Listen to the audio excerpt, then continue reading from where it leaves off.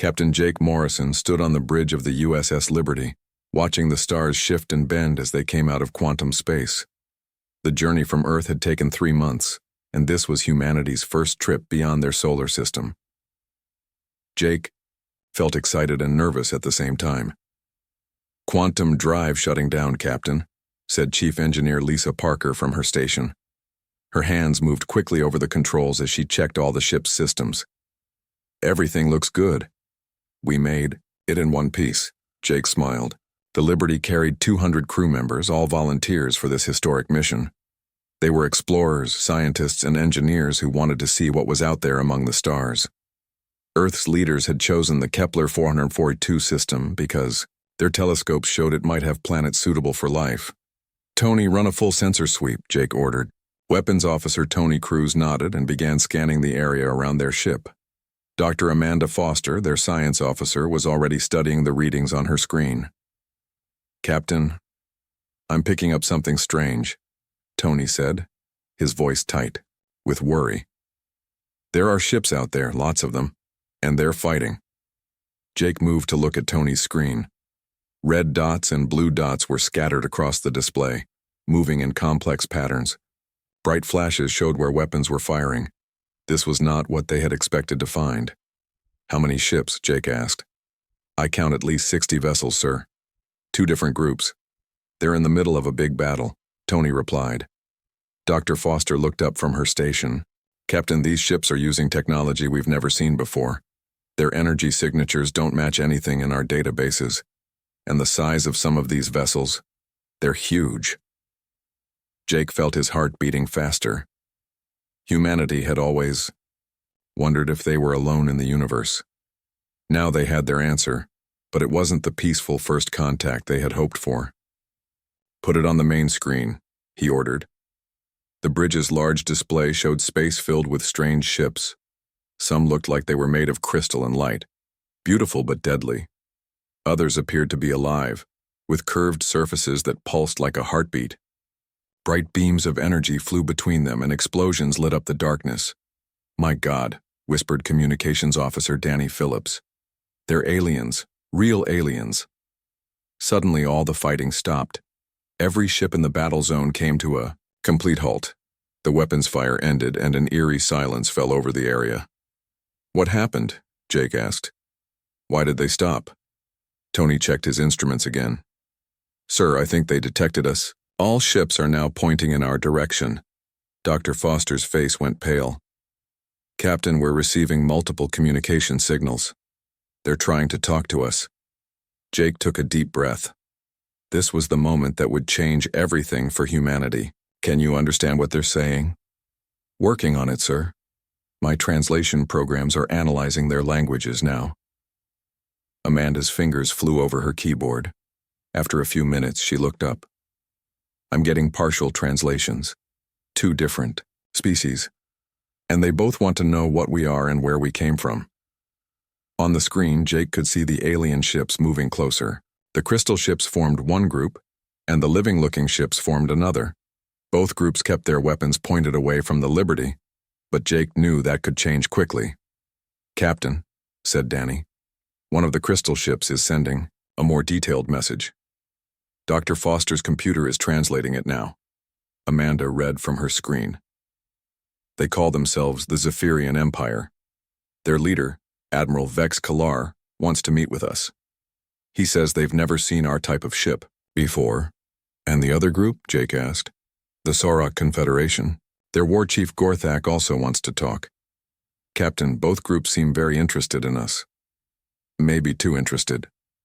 Security Chief Marcus Webb stepped forward. "Sir, recommend we stay alert. We don't know their intentions." Jake nodded. The Liberty was just one ship against dozens of alien vessels. If things went wrong, they would be in serious trouble. But this was also the greatest opportunity in human history. "Dr. Foster, open a channel to both groups," he decided. "Let's see what they want." The main screen split to show 2 very different alien faces. Admiral Vex Kalar looked somewhat human, but with blue skin and large silver eyes. His uniform seemed to be made of the same crystal material as his ship. War Chief Gorthak was reptilian, with green scales and sharp teeth. His eyes were yellow and cold. "Greetings, unknown species," Admiral Vex Kalar said in a musical voice. "I am Admiral Vex Kalar of the Zephyrian Empire. Your vessel appeared without warning and shows technology. We do not recognize. State your identity and purpose." War Chief Gorthak spoke with a deeper, rougher voice. "Strangers, I am Gorthak of the Saurak Confederation. Your ship uses quantum signatures unlike any in our records. Are you here to join the war?" Jake stepped forward, trying to look confident despite the situation. "I am Captain Jake Morrison of the United Earthship Liberty. We come from the planet Earth, and this is our first journey beyond our home system. We are explorers, not warriors." Both alien leaders looked surprised. Admiral Vex Kalar's silver eyes grew wider. "Earth? We have records of that world. It was classified as primitive, incapable of space travel." "Impossible," growled Gorthak. "No species develops interstellar flight so quickly. What trickery is this?" Dr. Foster whispered to Jake. "Captain, they have records of Earth. That means they've been watching us." Jake felt a chill run down his spine. How long had these aliens known about humanity, and why hadn't they made contact before? "We developed quantum drive technology recently," Jake said carefully. "We mean no harm to either of your peoples. We're just here to explore and learn." Admiral Vex Kalar and War Chief Gorthak exchanged looks that Jake couldn't read. Then Vex Kalar spoke again. "Captain Morrison, your arrival has created an unusual situation. Perhaps we should meet in person to discuss this properly." "Yes," agreed Gorthak. "There are things you need to understand about this galaxy, and things we need to understand about you." Jake looked around at his crew. They were all watching him, waiting for his decision. This moment would determine humanity's future among the stars. He could turn around and go home, keeping Earth safe but leaving humanity isolated, or he could take the risk and step into a larger universe. "Very well," Jake said finally. "Let's talk." Dr. Amanda Foster worked quickly to set up the meeting room aboard the Liberty. Captain Jake Morrison had decided to invite both alien leaders to his ship, hoping that neutral ground would help the talks go smoothly. It was a risky move, but Jake believed it was their best chance to understand what they had walked into. "The translation systems are ready, Captain," Amanda reported. "I've also prepared cultural briefing materials based on what we've learned from their communications." Jake nodded as he adjusted his uniform. This would be the most important conversation in human history. "What did you find out about them?" "The Zephyrians and Sauroks have been at war for over 300 years, Amanda explained. "They're fighting over mining rights to quantum crystals in the system. These crystals are apparently essential for faster-than-light travel for most species in the galaxy." "Most species?" Jake asked. "That's what's interesting, sir. From what I can tell, every known species uses quantum crystals for their FTL drives. Our quantum drive technology is completely different. That's probably why they're so interested in us." Security Chief Marcus Webb entered the room with his team. "Captain, both shuttles are approaching. Admiral Vex Kalar is bringing 2 advisors, and War Chief Gorthak has 3 warriors with him." "Any weapons detected?" Jake asked. "Some energy devices, but they appear to be ceremonial. Both leaders seem to be taking this meeting seriously." 20 minutes later, Jake found himself face to face with beings from other worlds. Admiral Vex Kalar was tall and graceful, with skin that seemed to glow softly blue. His advisors looked similar but younger. War Chief Gorthak was powerfully built, with thick green scales and muscles that showed even through his armor. His warriors stood behind him like living weapons.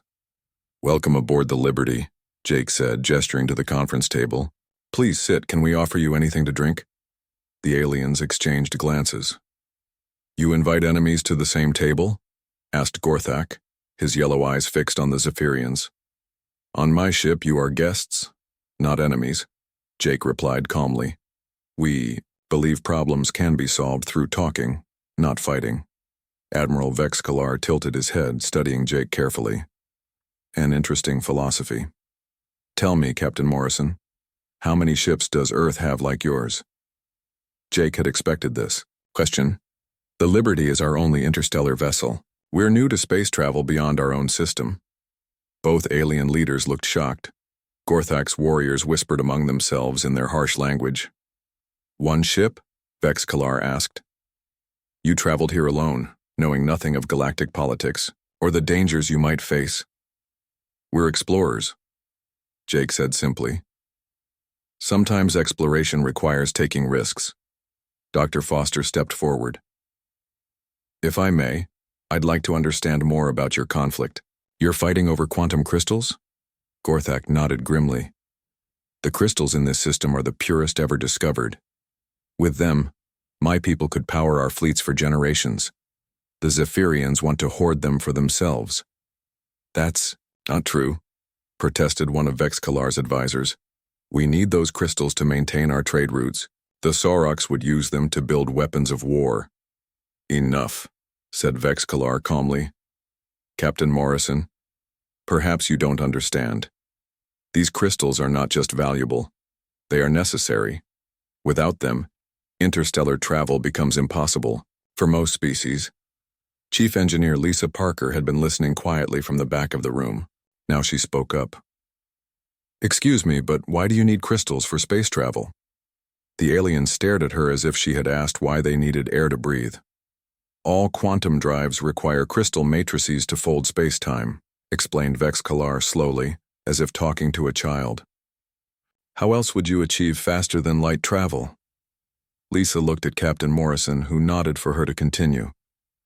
Well, our quantum drive doesn't use crystals at all. We manipulate quantum fields directly using controlled gravitational distortions.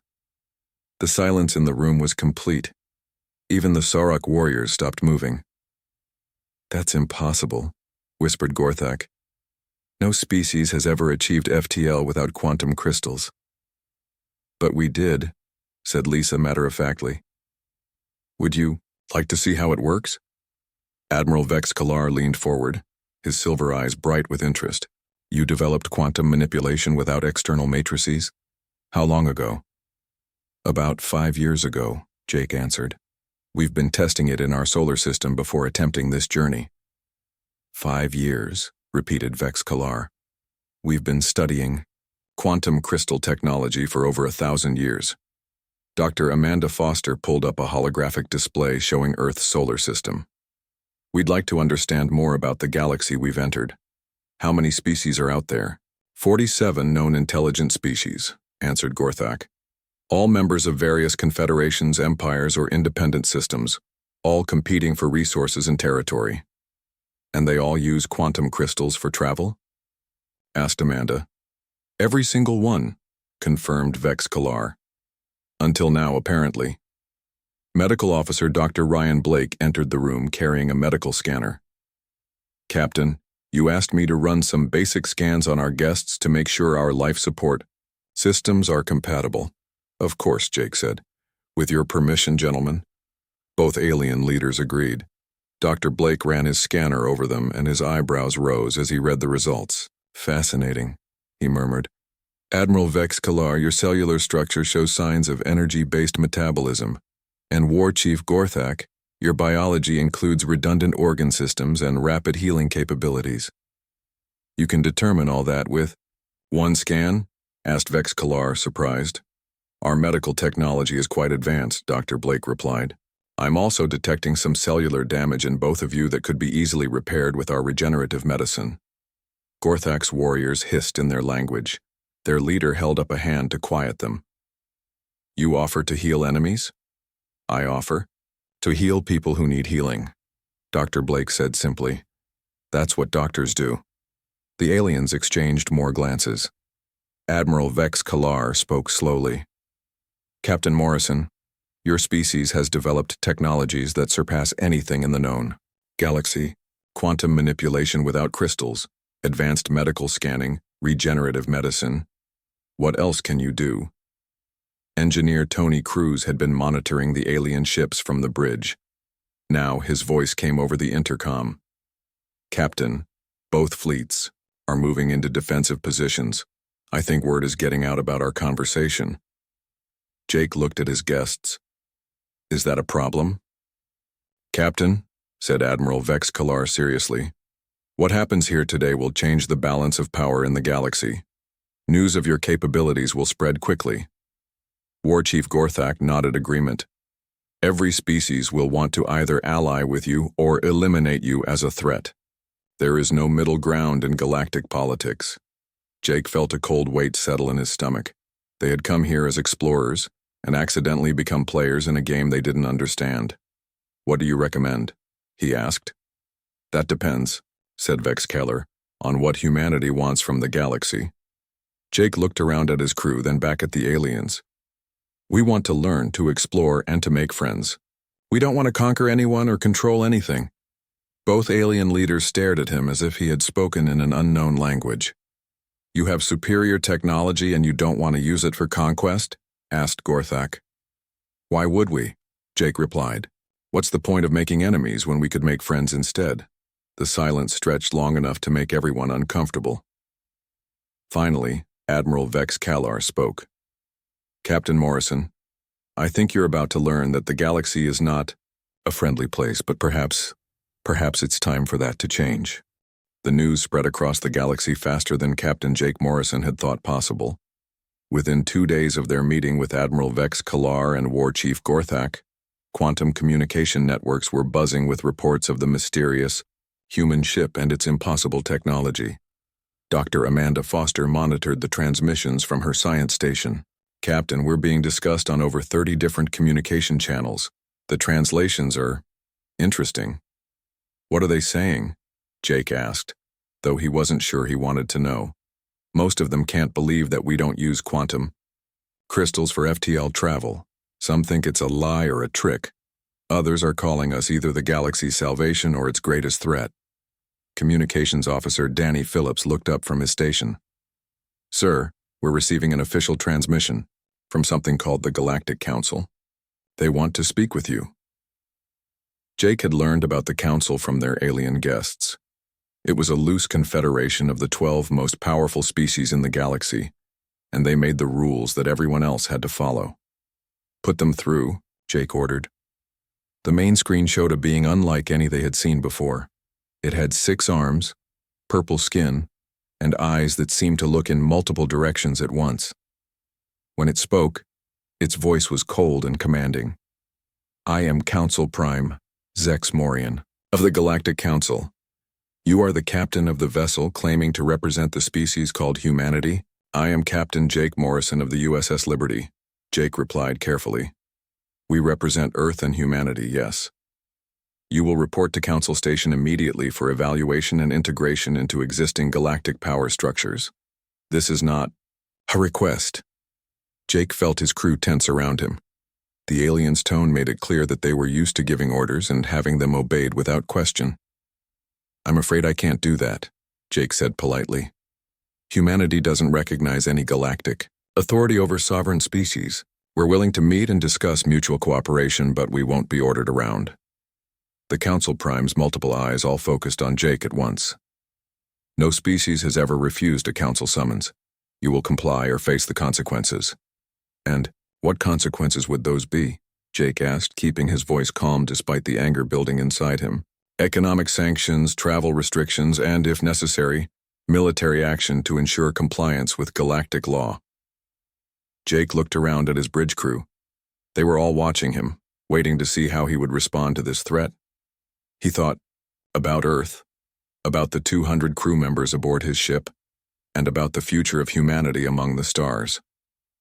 "Let me be very clear," Jake said slowly. "Humanity wishes to coexist peacefully with all species, but we will not be intimidated, controlled, or threatened by anyone. If you want to talk, we'll talk. If you want to make threats, you can talk to empty space." The connection ended abruptly. Danny Phillips checked his instruments.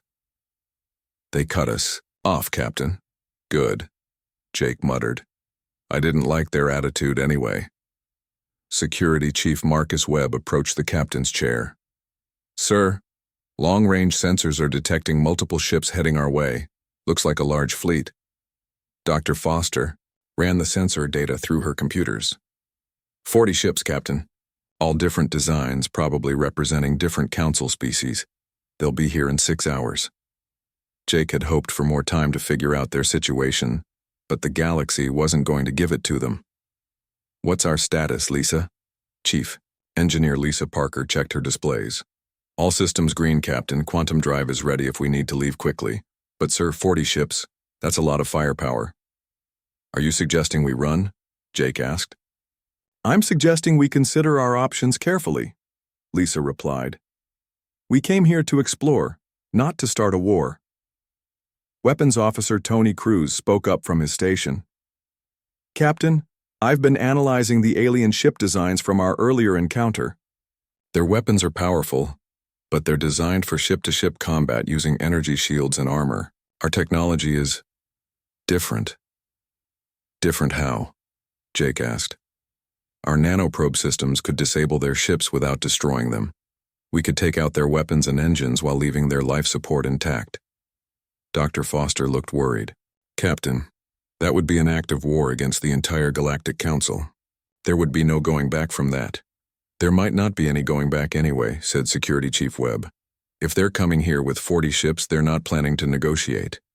Jake stood up and walked to the front of the bridge, looking out at the stars. Somewhere out there, a fleet was coming to force humanity into submission. The easy path would be to surrender, to accept whatever place the Council decided to give them in the Galactic Order. But that would mean abandoning everything humanity stood for.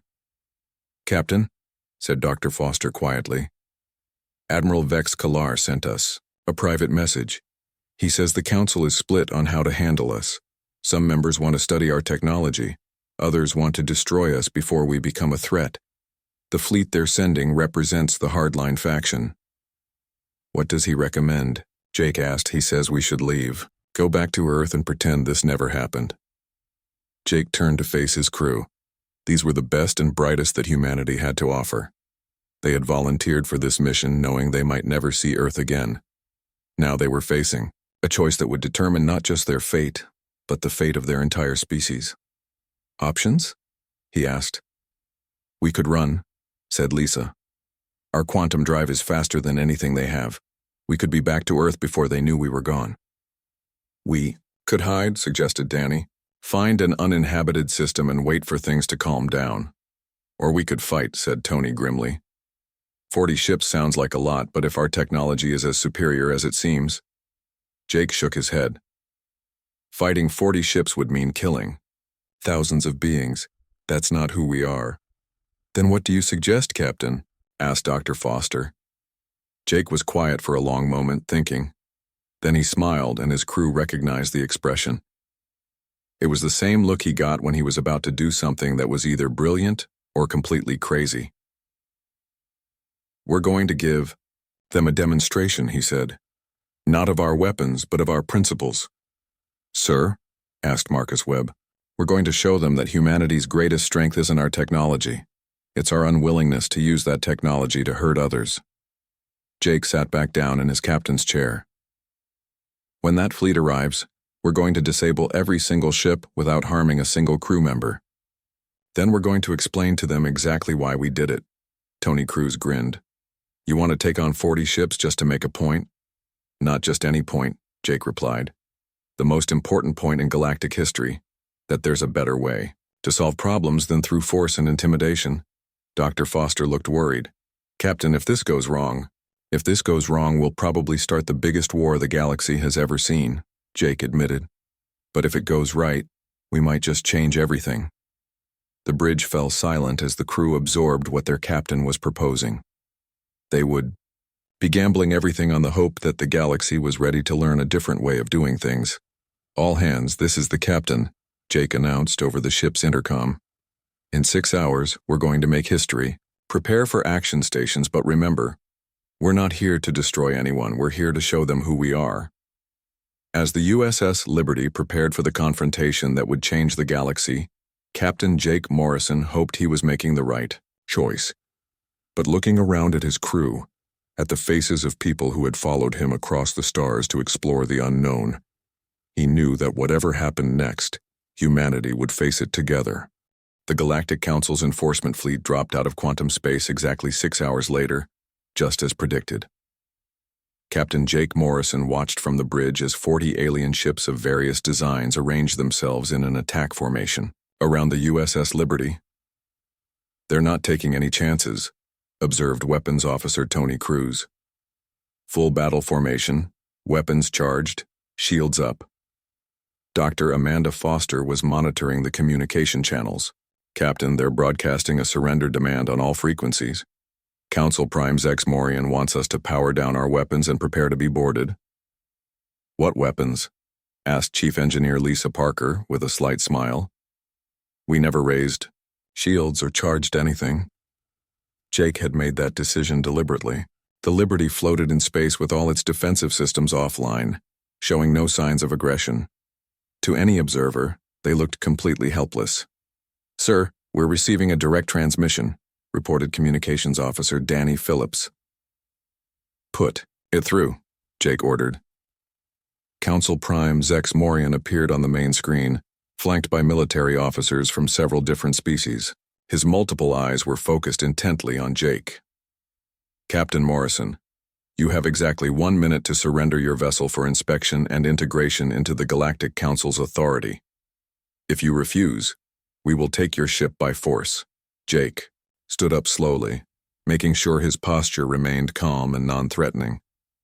"Council Prime, I told you before that humanity doesn't recognize your authority over us.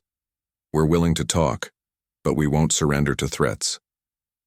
"Then you have chosen to resist the lawful authority of the Galactic Council," Zex Morian declared. "All ships begin boarding operations, disable their engines but keep the crew alive for questioning." The transmission ended, and immediately the alien ships began moving closer. Energy weapons started charging, and Jake could see small fighter craft launching from the larger vessels. "Captain," said Security Chief Marcus Webb urgently, "they're serious about this. We need to do something now." Jake took a deep breath. This was the moment that would define humanity's place in the galaxy. "Tony, launch the nanoprobe swarm. Target all enemy ships' weapons and propulsion systems. Disable only. No damage to life support or crew areas." "Aye, Captain, launching probes now." From the Liberty's hull, thousands of tiny probes shot out like a silver cloud. They were too small to be easily detected by the alien ship's sensors, and they moved with purpose toward their targets. Tactical Officer Sarah Williams coordinated the operation from her station. "Probes are spreading out to engage all 40 ships simultaneously. First targets will be reached in 30 seconds. Dr. Foster watched the alien fleet's communications. "Captain, they're confused about what we just launched. Some of them think it's a weapon, others think it's some kind of defensive system." "In 20 seconds, they'll know exactly what it is," said Tony with satisfaction. Jake opened a channel to the entire alien fleet.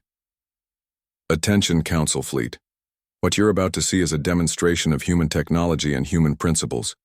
We could destroy all of your ships in the next few minutes, but we won't. We're going to disable your weapons and engines without harming a single crew member because that's who we are." "Sir," said Sarah, "the probes are in position, ready to begin operations."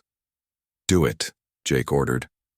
What happened next amazed even the Liberty's crew, who knew what to expect. The nanoprobes attached themselves to the alien ships and began their work. They didn't cut through hulls or damage vital systems. Instead, they carefully dismantled weapon systems from the inside, disrupted power flow to engines, and created precise electromagnetic fields that shut down targeting computers. On the main screen, Jake and his crew watched as the mighty Council fleet went dark, ship by ship. Weapons powered down, engines went silent, and 40 warships became 40 helpless hulks floating in space. The whole operation took exactly 17 minutes. "All enemy ships disabled, Captain," reported Sarah. "No casualties detected. Life support systems are intact on all vessels." Communications Officer Danny Phillips looked up with amazement. "Sir, we're receiving surrender signals from 38 of the 40 ships. The other 2 are requesting immediate assistance." Dr. Foster checked her readings. All crew members are alive and unharmed. Some ships are reporting minor system damage, but nothing that can't be easily repaired. Jake opened a channel to the disabled fleet. "Council Prime Zex Morian, can you hear me?" After a moment, the alien leader's voice came through, though he sounded shaken. We can hear you, Captain Morrison. What have you done to our ships? We've demonstrated human technology and human restraint, Jake replied. Your ships are disabled but undamaged. Your crews are safe and unharmed. We could have destroyed you all, but we chose not to. Why? The question came from another voice, one of the other alien commanders. Jake thought carefully about his answer. This moment would be remembered across the galaxy for generations to come. Because destruction is easy, but creation is hard. Because making enemies is simple, but making friends requires effort. Because we believe there's always a better way than violence. The communication channel was silent for a long time. Finally, Council Prime Zex Morian spoke again, and his voice was different somehow. Quieter, more thoughtful. Captain Morrison, in all the history of the Galactic Council, no single ship has ever defeated an entire fleet. But more than that, no species has ever chosen mercy when they could have chosen victory. We didn't choose mercy over victory, Jake corrected. We chose a different definition of victory. Real victory isn't about defeating your enemies, it's about turning them into friends. Intelligence Officer Kelly Morgan had been monitoring galactic communications during the battle. Now she reported her findings. Captain, word of what just happened is spreading across the entire galaxy. Every species is talking about it. What are they saying? Jake asked. They're confused, sir. Apparently most species would have either fled or fought to the death. The idea of disabling an enemy fleet without killing anyone is completely foreign to them. Dr. Foster had been analyzing the reactions from the disabled ships. Captain, I'm detecting something interesting. The stress levels of the alien crews are decreasing rapidly. They went from expecting to die in battle to realizing they're completely safe. It's probably the first time any of them have been in a battle where nobody died, observed Medical Officer Dr. Ryan Blake. Jake made a decision that he hoped would cement humanity's reputation as peacemakers rather than conquerors. Danny, open a channel to all ships, ours, theirs, and any others that might be listening. Channel open, sir. This is Captain Jake Morrison of the USS Liberty, speaking to all species in this sector. What you witnessed today is not about human superiority or advanced technology. It's about a simple truth that we believe. Every intelligent being has value, and every conflict has a solution that doesn't require anyone to die. Jake paused, looking around at his crew. They were nodding encouragement. The Galactic Council wanted to force humanity into submission. Instead, we offer cooperation. We offer to share our knowledge and learn from yours. We offer friendship to any species willing to work together for mutual benefit. Council Prime Zex Morian's voice came through the channel. Captain Morrison, the Galactic Council will need to discuss these events. Your demonstration has changed many things. We'll be here when you're ready to talk, Jake replied. But next time, let's meet as equals, not as conquerors and subjects. As the transmission ended, Dr. Foster looked at her captain with admiration. Sir, you just challenged everything the galaxy believes about power and politics. Good, Jake said with a smile. It was about time someone did. Across the galaxy, on dozens of worlds and hundreds of space stations, alien leaders were having urgent conversations about the humans and their impossible ship. Some were frightened by humanity's obvious technological superiority. Others were intrigued by their restraint and offers of cooperation. But all of them knew that the galaxy had just changed forever, and there was no going back to the way things were before one human ship had shocked them all into reconsidering everything. They thought they knew about war, peace, and the nature of true strength. 3 weeks after the incident with the Council fleet, Captain Jake Morrison found himself preparing for the most important meeting in galactic history. The ancient Nexus Station, a massive space habitat that had served as neutral ground for thousands of years, was about to host a gathering unlike any before. Dr. Amanda Foster checked her translation equipment one final time. Captain, we're receiving confirmation from over 40 different species. They're all sending representatives to the meeting. How many ships are out there now? Jake asked, looking at the tactical display. Weapons Officer Tony Cruz answered from his station. 837 vessels, sir. Everything from single-ship delegations to entire battle fleets. It's the largest gathering in recorded galactic history. Jake felt the weight of responsibility on his shoulders. The USS Liberty remained the only human ship present, surrounded by the military might of dozens of alien civilizations. Some had come to support the humans, others to destroy them, and many were still undecided. "Sir," reported Communications Officer Danny Phillips, "we're getting requests for private meetings from 17 different species leaders. They all want to talk before the main session begins." "What about the Council?" Jake asked. "Council Prime Zex Morian sent a formal apology for the attack on our ship," Dr. Foster replied. "He's requesting a chance to make amends. Apparently, disabling their fleet without casualties impressed quite a few Council members." Security Chief Marcus Webb looked concerned. "Captain, our sensors are detecting some hostile fleet movements. The Krogar Empire and the Voidborn Syndicate have positioned their ships in attack formations. They're not here to talk."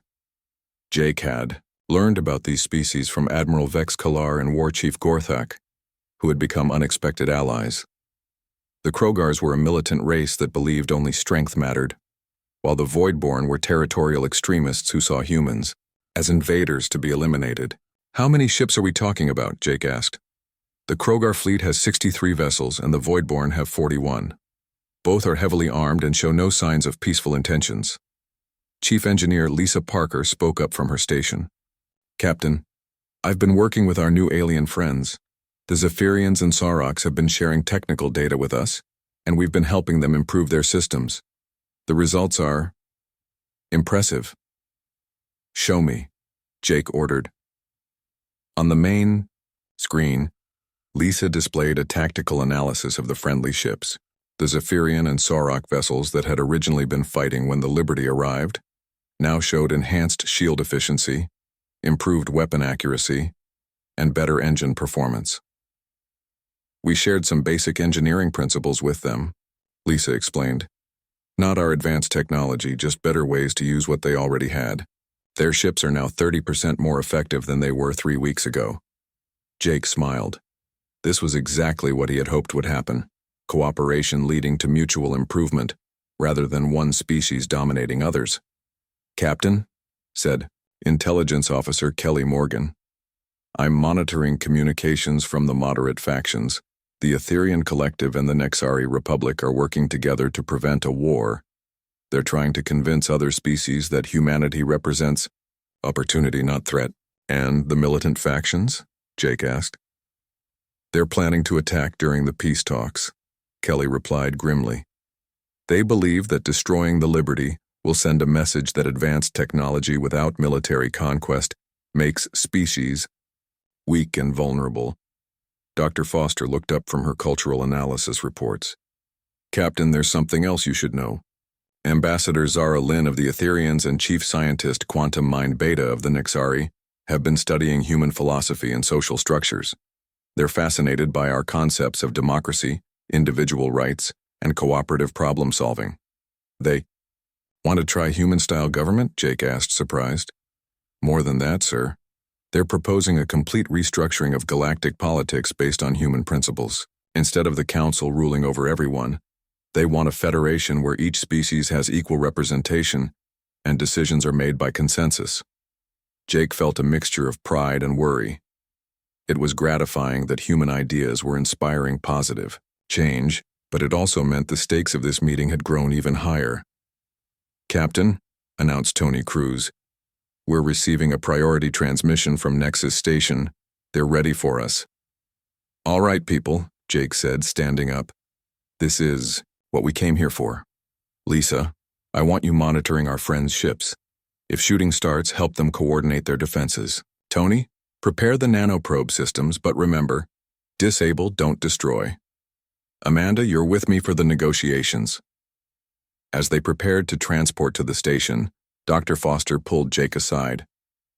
"Captain, there's something the translation computers picked up from the militant communications. They're not just planning to attack us. They want to make an example that will discourage any other species from following human principles." "How many ships are we talking about if everyone hostile joins together?" Jake asked quietly. "Nearly 200 vessels, sir. Even with our technology and our allies' improvements, those odds..." Jake nodded grimly. I know. But we're not just fighting for ourselves anymore. We're fighting for the idea that there's a better way to live together in this galaxy. The transport to Nexus Station took only minutes, but Jake used the time to review everything they had learned about galactic politics, alien cultures, and the complex web of alliances and rivalries that had kept the galaxy in a state of constant, low-level warfare for millennia. The main conference chamber of Nexus Station was a marvel of engineering, designed to accommodate the physical and environmental needs of dozens of different species. Jake found himself sitting at a table with beings of every imaginable shape, size, and appearance. Council Prime Zex Morian opened the proceedings. We are gathered here to address the emergence of humanity as a galactic power and to determine the future structure of interstellar relations. Ambassador Zara Lynn of the Etherian Collective spoke next, her voice like wind chimes in a gentle breeze. The Etherian Collective proposes that we establish a new form of galactic government based on the human principles of equality, cooperation, and peaceful conflict resolution. Fleet Master Brutus Rex of the Krogar Empire slammed one of his 4 fists on the table. Weakness! These humans hide behind pretty words while wielding superior technology. They are conquerors who pretend to be peacemakers. The Krogar Empire challenges humanity to prove their strength through honorable combat, Rex declared. If they are truly superior, let them fight for the right to lead the galaxy. Jake stood up slowly, feeling the weight of hundreds of eyes upon him. This was the moment he had been preparing for, the speech that would determine whether humanity's first contact with the galaxy would lead to peace or to the greatest war in galactic history. Fleet Master Rex, members of the Council, friends and potential friends, Jake began, his voice carrying clearly through the translation systems. 3 weeks ago, humanity took its first steps into your galaxy. We came as explorers, hoping to learn and to make friends. Instead, we found a galaxy trapped in cycles of violence and competition. Jake paused, looking around the chamber. You ask us to prove our strength through combat? We already did. When your council sent 40 ships to force our surrender, we could have destroyed them all. Instead, we chose to disable them without harming a single crew member. That is our strength. Not the power to destroy, but the wisdom to build. Murmurs rippled through the chamber as translation systems conveyed his words to dozens of different species. You call us conquerors because we have advanced technology? Then let me make you an offer that no conqueror in galactic history has ever made. We will share our knowledge freely with any species that wants to learn, not as masters to servants, but as teachers to students who will someday teach us in return. Chief Scientist Quantum Mind Beta of the Nexari Republic activated his species' harmonic communication system. The human speaks truth sounds. Cooperation builds more than competition destroys. But Fleetmaster Rex was not convinced. Pretty words mean nothing. The Krogar Empire will not bow to species that fear honest battle. At that moment, alarms began blaring throughout Nexus Station. The attack Jake had been expecting was beginning. Captain Tew. Morrison, came Tony Cruz's voice over the emergency communicator. Hostile fleets are moving into attack position. The Krogars and Voidborn are leading, but they've convinced several other militant species to join them. We're looking at 196 enemy ships. Jake looked around the conference chamber as alien diplomats reacted with fear, anger, and confusion. Some species representatives immediately left to rejoin their fleets. Others moved, closer to the humans, clearly choosing sides. Ambassador Zara Lynn, Quantum Mind Beta, Admiral Vex Kalar, Jake called out, are your people willing to stand with humanity against those who choose war over peace? The Etherian Collective stands with peace, declared Zara Lynn. The Nexari Republic chooses cooperation over conflict, added Quantum Mind Beta. Admiral Vex Kalar stood up, his crystal-like uniform gleaming. The Zephyrian Empire has learned the value of human friendship. We will fight beside you. War Chief Gorthak rose as well, his massive frame intimidating even in